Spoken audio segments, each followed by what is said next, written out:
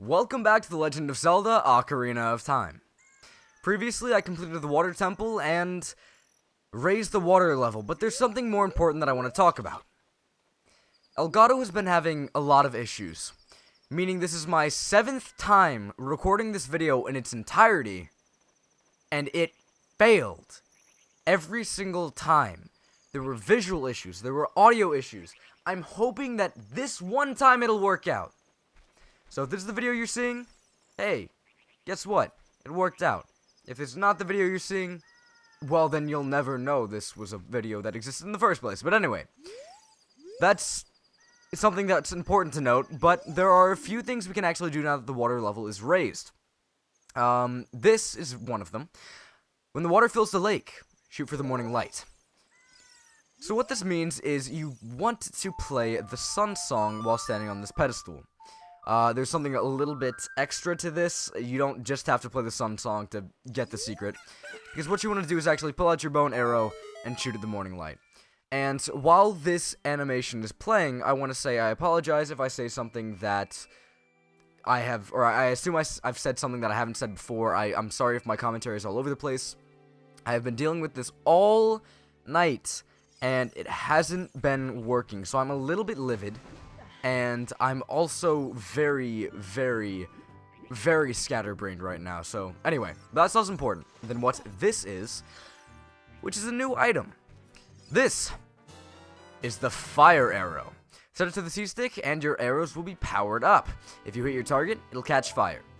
Now, this is actually really, really important. I'm not sure if it's necessary, but it's really, really important. And I would recommend getting it as soon as possible, which is right now. This is essentially a shorter range Din's fire that uses less magic, but also consumes arrows. So it consumes two materials at once, that being arrows and magic, obviously. But it also just consumes a lot less magic than Din's fire does. It's really nice, and I'd recommend getting the fire arrows, as they do help with puzzles later on down the line that might seem kind of annoying to begin with, but using the fire arrows, it makes them a little bit easier. So that's just something I wanted to show off. I wanted to mention, I believe you have to use them later, so just get them now and you'll be fine.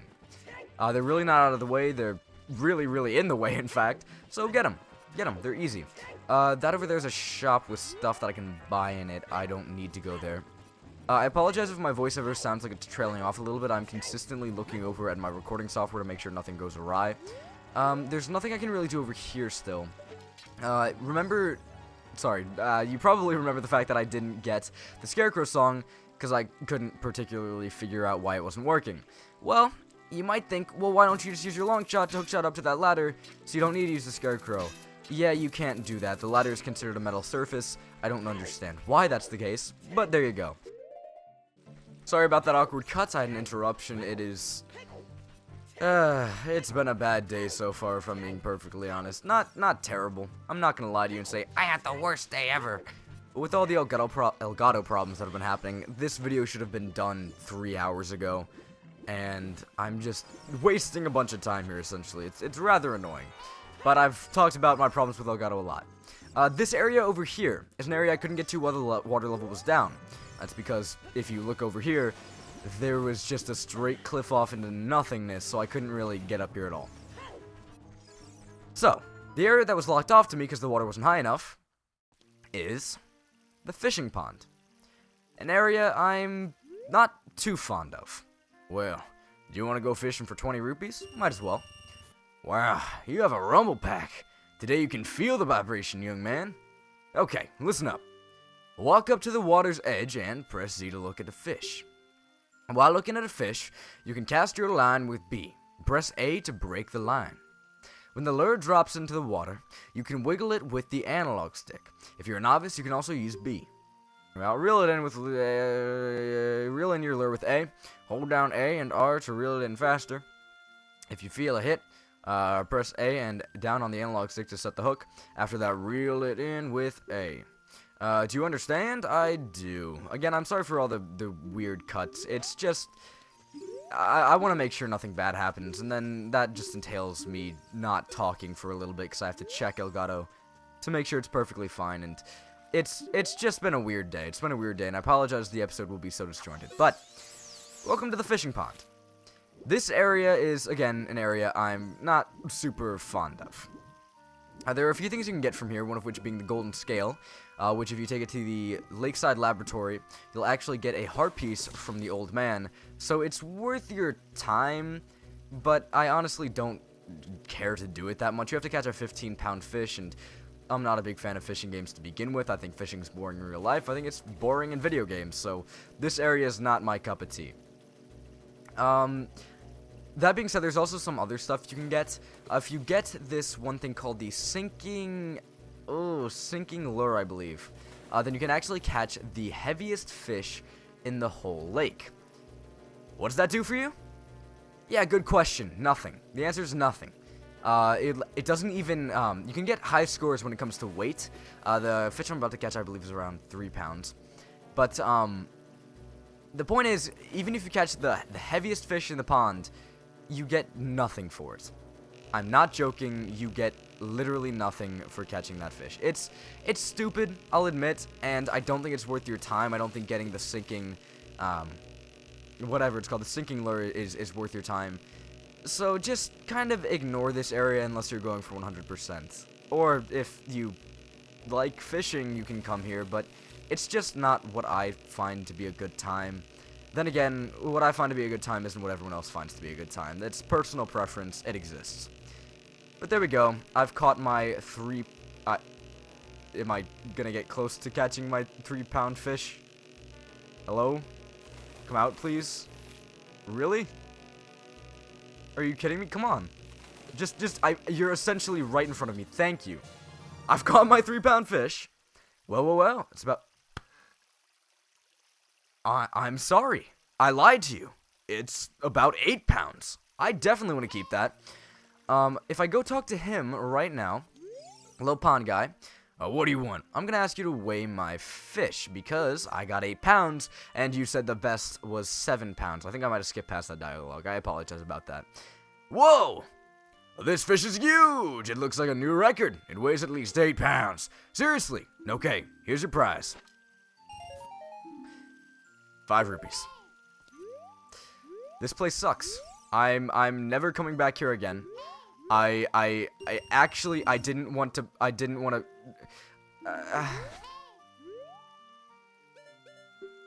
that's wasted 20 rupees, great.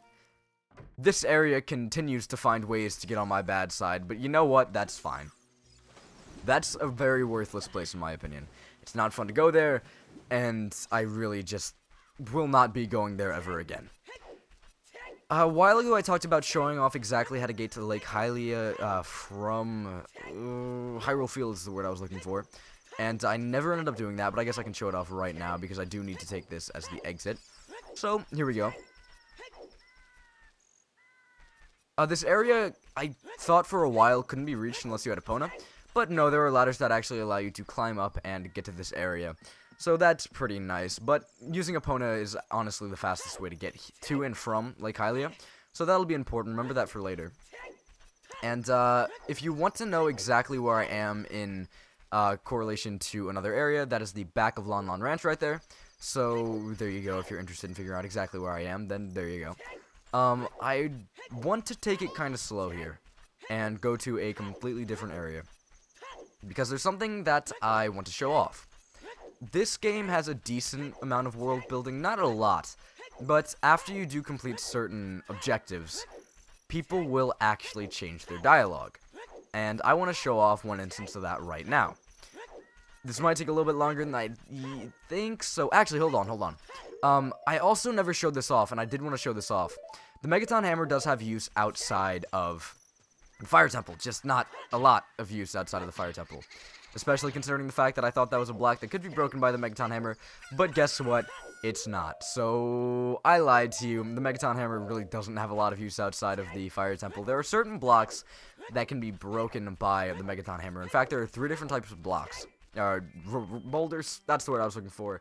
One which can be broken by everything including bombs, one that can be broken by not bombs, but everything including a Megaton Hammer, and something else that we'll get later on down the line, and those which can only be moved and or broken by the big bad special thing that I've yet to get. But anyway, we're back in Lon Lon Ranch, and there will be a few changes here. I don't know exactly if he's in here just yet, but... Okay, he is. He's finally back in his ranch. I'm gonna turn over a new leaf and work real hard from now on. So that's the only change in the stable, and he's finally actually starting to change, so I guess getting kicked out of his ranch was actually a good experience.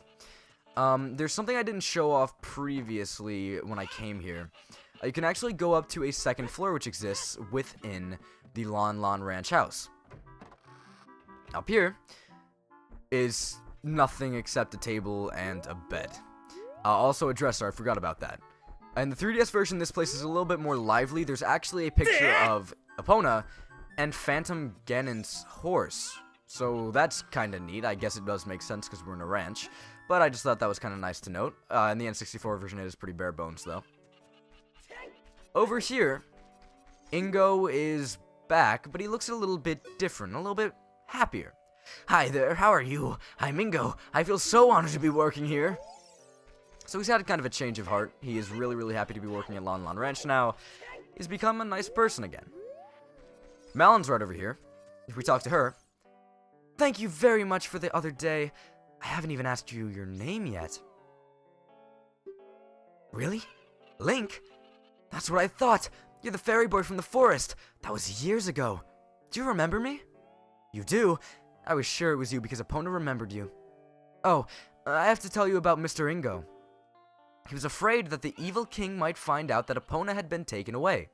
It really upset him. But one day, all of a sudden, he went back to being normal and a nice person. Now, my dad is coming back. I can't believe it, but Peace is returning to this ranch. It's all because of you. I owe you so much. Thank you. Thank you, Link. That's it. Those are all the changes I actually wanted to show in Lon Lon Ranch. It's very, very small. It's really just text-based. But it's still nice. It's nice world building. You can finally see that everything is going back to the way it was before Ganondorf took over and, well, when everything was peaceful. So, with that being said and done, this is the end of this episode of The Legend of Zelda Ocarina of Time. But before I go, you can click out of this video right now if this is the last video you're ever watching in this series, but the next episode will be slightly different.